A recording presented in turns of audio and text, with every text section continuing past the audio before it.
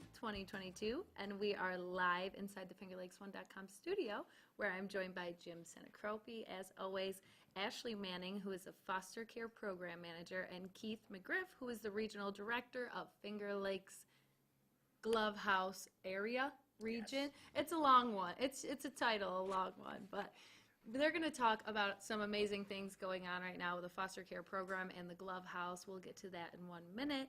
Today's show is brought to you by Seneca Meadows. They want you to join them this Sunday, July 24th. It's their annual open house again already.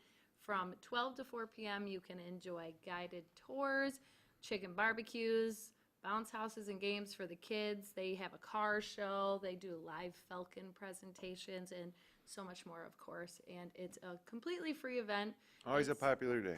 For the whole family. It's kind of interesting if you want to see, what goes on. The guided tours are super popular for them. So that's right in Waterloo at Seneca Meadows, and they want you to join them on Sunday. And we're here on Tuesday because tomorrow we are playing in the Habitat for Humanity, Seneca County Habitat for Humanity Golf Tournament at Seneca Falls Country Club. Absolutely. On the hottest day of the year.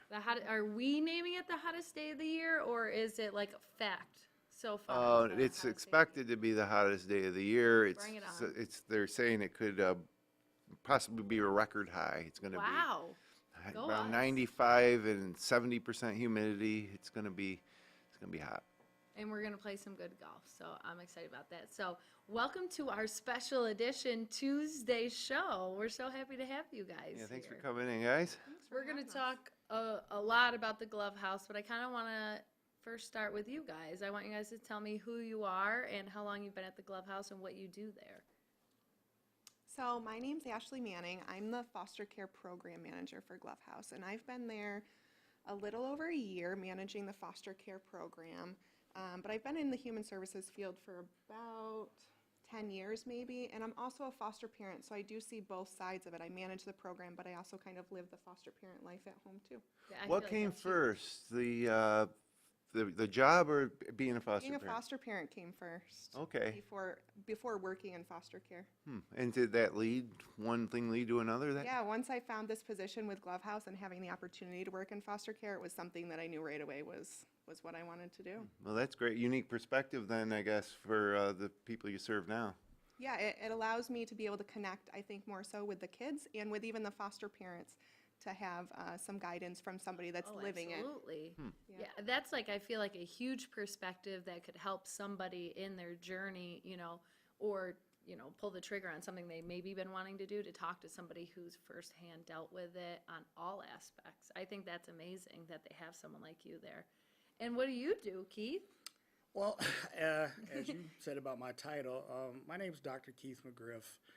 I am the regional director of the Finger Lakes area at Glove House, and I have been there about 4 months. But I'm an old timer. I've been doing this for 33 years, and so I bring a level of experience, and I think opportunity for growth and development is one of the areas where I come in and look at ways that we can meet the needs of the people of the community, be able to assess services, and there are great opportunities in this area for Glove House to close the gap on needed services for people who are really struggling. As I was preparing for my journey, they prepared me for a lot of things, but not a pandemic. Oh, yeah. And so that has drastically changed the human service field. So we've had to sort of reinvent ourselves on post-COVID, and I use that post-COVID, a little bit in quotes there, because we're still, going through it. Oh, yeah. But I do think it's a way now that we have to deliver services to people that are complex and have many needs. So being associated with Glove House, the opportunity is for agencies to think outside of the box. And Glove House is an organization that is doing that, is committed to doing that. I just left a meeting where we really focused in on organizational training, and that was about meeting the needs of the community. So I'm really, really blessed to be at Glove House. having someone like Ashley in her perspective really helps us be strong and connect the dots for the community. So if somebody has no clue what the Glove House is, what is a quick way you can explain what the Glove House is?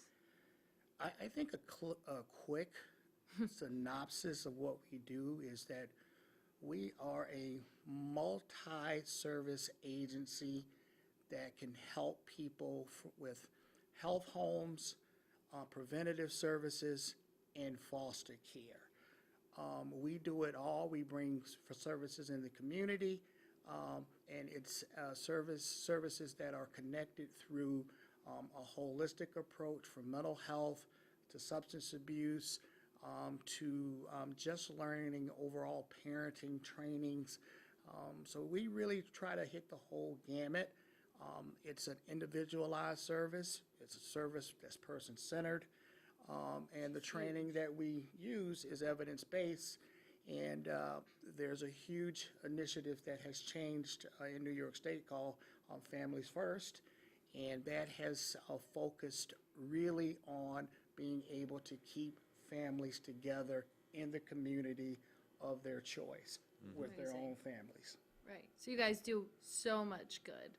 Like, it's got to be rewarding to work somewhere like the Glove House. But today we want to specifically talk about the foster care program. And I think it's great to bring you guys on here and bring some awareness to it, because maybe people might not know anything about it, or that there are these opportunities to donate, be a foster parent, contribute. So I want you to kind of touch base on what the services are. And My first question, though, is what's the difference between foster care and adoption? And is there any kind of spots where those things cross and one turns into another? Yeah, so Glove House, we just do foster care. So we're not an adoption agency, we're only foster care. But with that being said, sometimes kids come into our program with either the goal of return to parent or a family member, grandma, aunt, somebody they know, or they come in with a goal of adoption. So we try for those kids that are looking for permanency through adoption to connect them with a foster home that is open to adoption and allow them to build that relationship while in foster care, but they do have the goal of adoption, and we can go through the adoption process with them. so you can be a foster parent through the Glove House, and kind of be a hub for them to move on to maybe move back to their original family, or move on to an adoption process with somebody else? Yeah, so we kind of are in the middle. So sometimes if kids come in, they, the counties, the people that oversee that child work really hard to identify family resources, because that's where they want to try to have those kiddos land first, is if there's a teacher, an aunt, a babysitter, someone that has a relationship with that child. It's ideal for them to be there versus in a home they don't really know. Totally foreign, yeah. So yeah, we can be that middle person while they're doing background checks and trying to reach out to family resources, so that way they at least have a safe home to go to in the meantime. How do these kids come to you?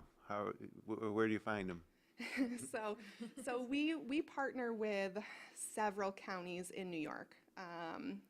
The counties refer into Glove House of kids that they've identified as needing a foster home, being in foster care.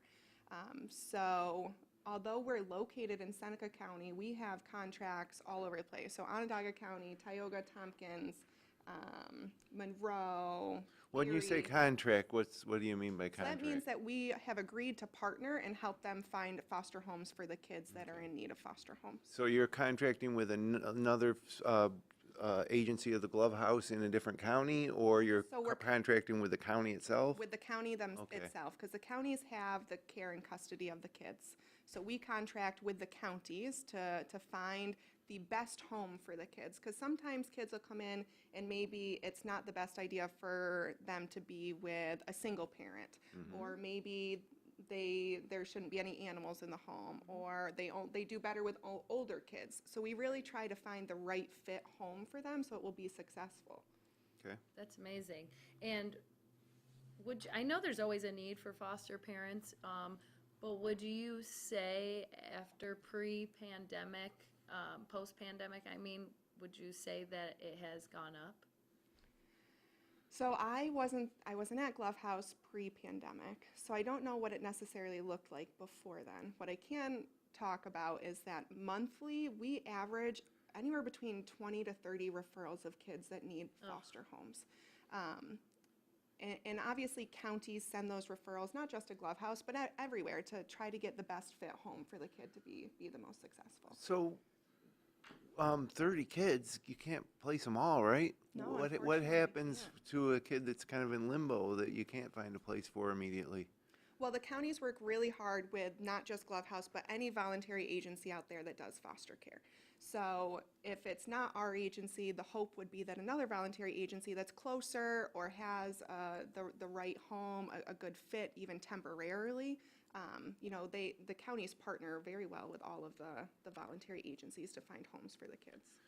So it's obviously very rewarding when you are able to find that perfect fit, and I'm sure you follow a lot of these kids on, years beyond placing them, see how they turn out. But on the other side, how much does it hurt? Like, how much of an emotional toll does it take on you, this job, to when you can't find that perfect fit, or things don't go smoothly? Is it difficult? Yeah, it can be hard. It can be very emotional, especially for the foster parents that are living it day in and day out, right? It's our job to make the foster care program run as smoothly and help them feel as supported as possible, but they're the ones living with the kids in their home and going through, the tough conversations or the heartbreak of kids leaving. So it can be emotional all around. And I just want to add that, one of the things that we try to do, and Ashley is a good modeler of this process, is to make sure people have great self-care. And we talk about that a lot in staff meetings, in supervision, and that's important. Now, Self-care for the kids? for ourselves, because For your staff, right, because of the emotional toll on the stories that you hear. Oh, yeah. You're talking about 20, 25 kids that get referred to us that we can't place, but we want to make sure that those kids are safe. Right. And you see, the kids that are primarily coming to us, 45% of those kids are coming because there's some sort of maltreatment or abuse going on. The next part of that you probably see is that there's inadequate resources where families don't have the necessary skill sets or resources to be able to support the kid at that time. Kids that are coming into care are, amazing and resilient people who just need someone to say, it's going to be okay, give them a hug. You're safe. And safe. It goes back to being safe. You can make a person safe, then you can actually be the best version of yourself. But it's about getting that person, that kid, to safety. But equally, going back to what I said about staff, there's training. Trauma-informed care is one process, but there's also another part to that is called vicarious resiliency. And that is really the holistic approach of what do we do daily because of all of the referrals that she sees. Some of the counties that we deal with are, you have to say to them, okay, now there's a New York state law that says this. and so Ashley has to deal with that on a day-to-day basis. So, I offer my support to her to be able to bounce these ideas off or those frustrations as we're trying to make sure that all of the kids are in an appropriate, safe home. Or if we can't do it, then we can refer out. But we need more foster parents. We need more foster parents. We need more foster You need parents. more foster parents. That was my Sounds like. next segue, was going to ask you, so take me through the process. If someone wants to be a foster parent, do you offer trainings? Is there requirements? How do they take that first step? Yeah, so to be a foster parent, you have to be at least 21 years old, and you have to have a residence that can accommodate at least one foster kiddo. So an open bedroom for them to be able to sleep in. Other than that, those are the bulk of the requirements. To become a foster parent with us, there's extensive training that they go through. So there is a minimum of, it's probably around 40 to 45 hours of training that they go through directly with our home finder, whose name is Rebecca. She sits with them individually and does training. They are trained in TCIF, which is Therapeutic Crisis Intervention for Families, to be able to know how to de-escalate maybe some crisis situations that go on in their homes. We talk about medication and how to administer it. There's a lot of state forms that have to be completed for foster care, including background checks and fingerprints that, is important for people to know to become a foster parent. Do you view that bureaucracy side as a necessary evil or something that just is a hurdle or a barrier that makes it more difficult for you to do your job? I mean, some of these rules exist for good reasons, but at other times you're like, geez, we got this kid that needs help and this person that wants to help, but you have to go through all the bureaucracy of it. Like, what's your thought on that? So sometimes the process can be very, very long from start to finish to become a foster parent. Becky has been with the agency for over a year as well, and she's been a home finder for that entire time. And she's been doing amazing with figuring this process out and how to make it as less stressful in those moments where we have to get certain paperwork done. We have to complete these trainings in order for you to become a foster parent. She's really been able to identify how to make that work so that way it doesn't seem as Tedious? yes.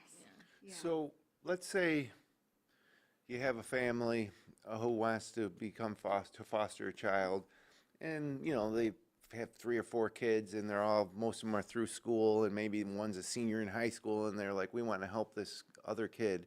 Would a family like that just is a little more experienced, I guess, in parenting, have less of the training and paperwork to go through, or is it kind of like the same for everybody? Yeah, it's kind of the same, quite As honestly. it should be, I feel like. Yeah, so sometimes those parents that have a lot of training and expertise or a lot of lived experience, they would really be the ones to maybe connect with the other foster parents going through it at the same time that maybe don't have as much experience or don't have kids or haven't had teenagers yet that bring a whole different dynamic into a home.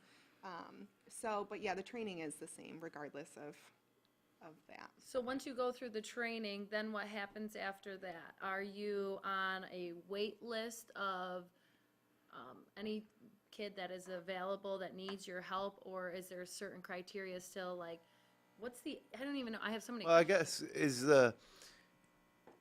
does the kid come along that you say will fit good with this parent, or is it like this? They're both available. Let's give it a shot. Like, what's the matchmaking like? So best case scenario, the matchmaking would look like the counties send Becky and I a referral of a kiddo that needs a home. Becky and I review that referral immediately to say, okay, these are our homes that we have that are certified with Available, us. yeah. Who has a bed that would best be able to help this child? And then Becky would call that foster parent, give them a little bit of background, as much knowledge as we know about the kid, for them to decide, do we want to start visits? Do we want to meet this youth? Or it just maybe isn't a good fit right now. So there is some. It's just not like blind. This one's next up. This parent's next up. No. So there is some Yeah, matchmaking. we really try to match them as best as we can with the homes. Becky knows the homes the best. She knows if they're an active home. Some homes don't like sports. Right. Some homes, they prefer teenagers, or some homes, no, they only like kids under 10. So we really try to be mindful of that when we get the referrals to come in. It is a process that to really watch, because the way that Ashley operates, there's this big board, and she has all of these different things and the factors, and knowing the foster family, and then she can immediately connect and say, okay, I've had a similar person in this home and they were successful. So having that ability and relationship with the foster parent, but equally I think it's important is to observe the placements and kind of understand what are our foster parent strengths. Right. So when those placements are made, we're really trying to, of course, we want the youth to be safe and being able to be successful, but equally we want that foster family to feel that they're successful as well. Right. It really just seems, it's like a weird way to say it, but it's not, it's like a game where it's like you have to fit a the puzzle puzzle, yeah. pieces, but, you know, it's hard High stakes for the game. kids. Yeah. It is. It's so sad that you have to even go through this process for these children, but what you guys are doing is like for their best interest. It's like, you know, we might have to wait just a little bit longer, but that could be that perfect fit that comes along. And that's why we kind of have you guys on here, though, because of the need. You need more foster parents. So say the foster parents go through the training, they get their certificates, and they find a perfect match. What do you guys do to still support them after the fact of having their first foster child? So once a kid is placed in their home, our home finder, Becky, she still maintains communication. So Becky works with the foster parents. And then when kiddos come in to our program, they're assigned a Glovehouse caseworker. So they'll have additional support in a sense of our Glovehouse caseworker meets with those kids regularly. They help with school. They connect with a therapist. They teach them independent living skills if the kids are over the age of 14. They help with crisis management. So there's this whole team at Glovehouse once the kids are there. We also have a social worker and a nurse. It's this community that all pulls together to help the kid and the foster parents, as well as the bio families that these kids may be returning to. I'm sure the kids get attached to their specific caseworker for sure. So making sure that you guys are there throughout the whole process, especially going into a new home, is like huge. And I feel like that could make the parent, the foster parent, feel a little bit more at ease because they know that this kid is probably already a little comfortable with you, which will then help everybody work together. Yep. Do you have like groups or support options for the parents as well? Yeah, so we do monthly foster parent support groups for our foster parents where they get to come into, we kind of do it as like a dinner event. The foster parents can bring their foster kiddos and their bio kids in, quite honestly, to our office. We get dinner. Myself and Becky, we run foster parent support group where we really try to connect the foster parents with each other because they live it together, right? So if they can reach out to another foster parent if they're going through something tough, it's more meaningful sometimes. So we get to eat dinner and connect. We talk about any issues as a group. We're struggling with bedtime. Then the whole group can be like, well, have you tried this at bedtime? To really get them to bounce ideas off of each other and feel supported. That's huge. And I feel like that, again, everything that we're talking about today could help somebody who has always thought about possibly doing this feel a little bit more comfortable. How can they reach you guys to start this process? So they can reach out on our website, which is listed, but if I can give a phone number. Of course. So Rebecca, she's our home finder, and she does all licensing certification pieces. So the phone number for Becky is 315-283-5746, and she would be the person to reach out to, even if you want more information that maybe you haven't heard here or you have more in-depth questions. She would be the one to do that. Amazing. We're running short on time here already, I but know, isn't it crazy? It goes by so fast, and I'm just so interested. I do want to just add one more thing. If somebody is not ready to make that leap, but they have like a serious heart for what you guys do every day, is there a way people can help support you? Can they donate? Can they do other things besides foster care? Absolutely. If you go to our website, there's opportunities. We had some folks in the southern tier who had some nice furniture left because they were moving, and they donated furniture, and it went to our SILP program.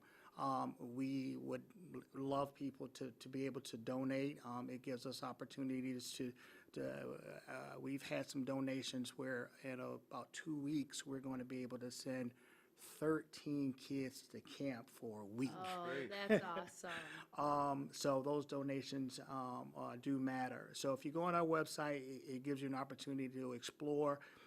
If you're looking at also maybe being a volunteer, there is a process, because we have to make sure that folks are protected. They would have to go through a background check.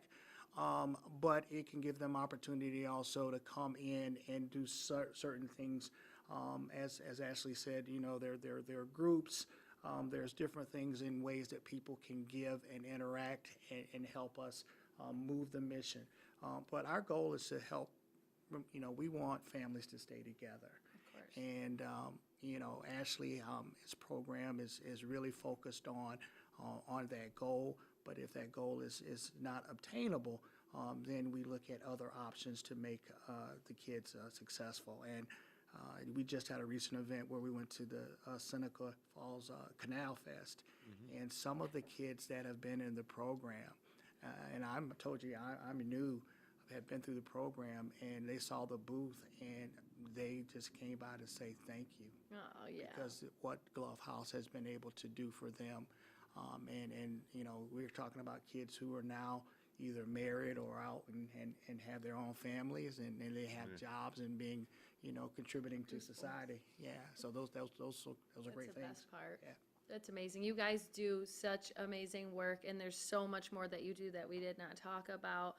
Today, we focused on the foster care program because there's always a need for foster parents. We need foster parents. We need foster parents. Exactly what he said. But just like that, Go on the website, call the number. Yep, it's glovehouse.org, Yep. www.glovehouse.org.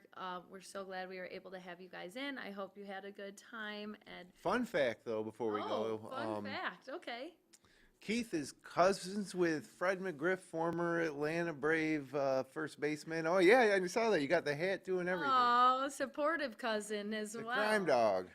See, I don't know that much about the Atlanta Well, you were Braves. probably not even born when Fred McGriff was hitting dingers. But Maybe not. But I'm sure Paul, one of our studio producers, will be happy to hear that fun fact after Yeah. he comes back. yeah, in. no, I was a Fred McGriff fan for sure. That's awesome. An awesome fun fact. And I think you're doing better work than he is in your field. Just saying. He's a great guy, but you are doing great work for the community. Thank you. So thank you for everything you guys do. Really, it was a pleasure to have you Thanks on. for coming in. Thanks for having us. Thank you. Of course, and thank you everybody that was watching. If you enjoyed the show, you can click like, you can share with your friends, you can subscribe to our YouTube channel. We'll be back again next Wednesday. And until then, have a great weekend here in the Finger Lakes.